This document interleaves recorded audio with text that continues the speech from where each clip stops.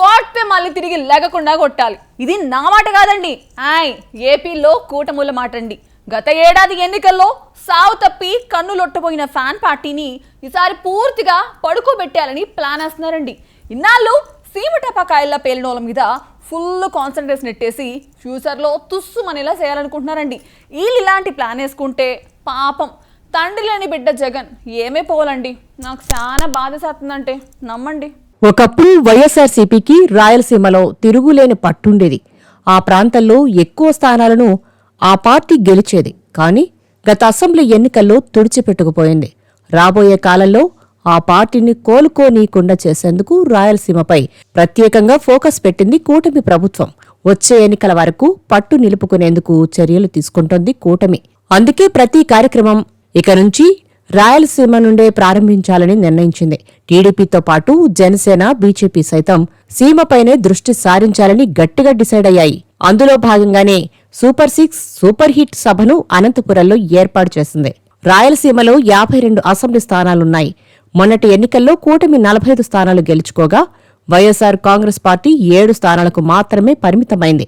వచ్చే ఎన్నికల్లో కూడా అదే స్థాయిలో సీట్లను గెలుచుకునేందుకు ఇప్పటి నుంచే వ్యూహరచన చేస్తోంది. తద్వారా వైఎస్సార్ కాంగ్రెస్ పార్టీ పుంజుకోనివ్వకుండా పక్కా ప్లాన్తో ముందుకు వెళ్తోంది. వరుస కార్యక్రమాలతో దూసుకెళ్తోంది.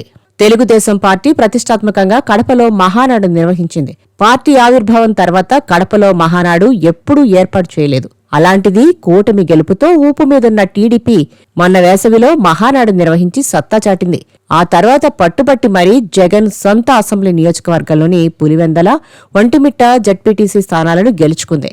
జనసేన అధినేత డిప్యూటీ సీఎం పవన్ కళ్యాణ్ సైతం వరుసగా రాయలసీమలోనే టూర్లు ప్లాన్ చేస్తున్నారు. దీంతో కూటమి పార్టీలు వైసీపీ ఓటు బ్యాంకుపై గురిపెట్టాయని స్పష్టమవుతోంది. రాయలసీమ విషయంలో సీఎం చంద్రబాబు బహుముఖ వ్యూహంతో ముందుకు సాగుతున్నారు. ఒకవైపు పార్టీ పరంగా కార్యక్రమాలు చేపడుతూనే ప్రభుత్వ పరంగా సీమలో ప్రాజెక్టులు, అభివృద్ధి పనులు చేపట్టాలని నిర్ణయించారాయన. నామినేటెడ్ పదవుల్లో సైతం రాయలసీమకు 30% కేటాయించారు. ఆంధ్రనివా ద్వారా కుప్పంకు నీళ్లు తెప్పించారు. కడపలో ఉక్కు ప్రాజెక్టు పనులను ప్రారంభించారు. రాయలసీమలో ఎక్స్ప్రెస్ హైవేల నిర్మాణ పనులను వేగవంతం చేశారు. అమరావతి రాజధానితో పాటు పోలవరాన్ని పూర్తి చేసే పనిలో పడ్డారు. రాయలసీమలో పూర్తి స్థాయిలో అభివృద్ధి అంటే ఎలా ఉంటుందో చూపించాలని డిసైడ్ అయ్యారు చంద్రబాబు.